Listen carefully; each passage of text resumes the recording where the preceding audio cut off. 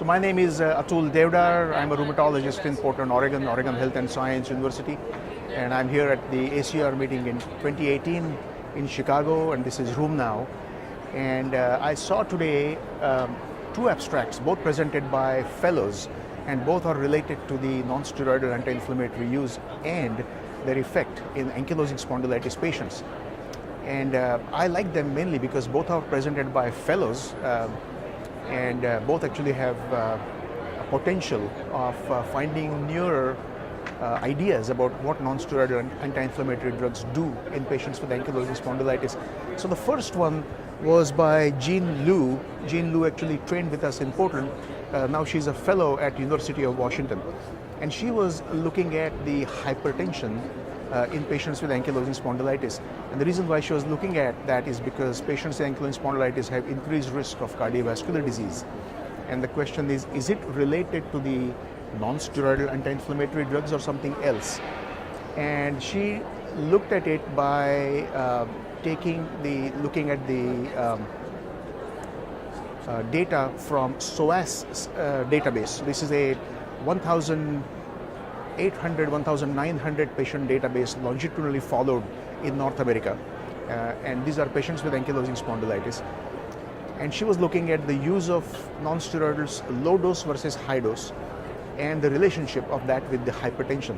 And she found out that patients who have high dose use of non-steroidal with ankylosing spondylitis have a odds ratio of 2.1 compared to those who use low dose of non-steroidal. She's going to take this is of course association.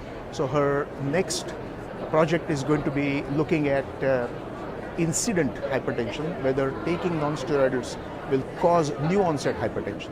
The second abstract was presented by Sarah Alehashemi, who is a fellow in the National Institutes of Health.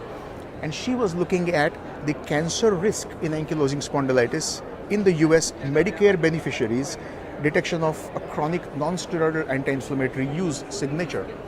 So the question was, non-steroidal anti-inflammatory drugs, do they have any effect on the cancer in patients with ankylosing spondylitis? And to find that out, they used the Medicare database, and they found patients above the age of 65, of course, in the Medicare database, 13,000 of them, and compared them with about 11 million patients who don't have ankylosing spondylitis. And they compared, they were age and sex matched. They were matched for age and sex, and they figured out that patients on non-steroidal anti-inflammatory drug have reduced risk of esophageal, stomach, liver, pancreas, and colon cancer, whereas they had increased risk of thyroid, kidneys, and hematological malignancies. Now we know that non-steroidal anti-inflammatory drugs do have reduced risk of gastrointestinal malignancy in general population, but this was also found in ankylosing spondylitis patients. What was surprising was this increased risk of hematological malignancies and also increased risk of thyroid malignancies and melanoma. And that actually, we don't know the causality of this. She wasn't able to tease out the effect of biologics and non-steroidal anti-inflammatory drugs in this population.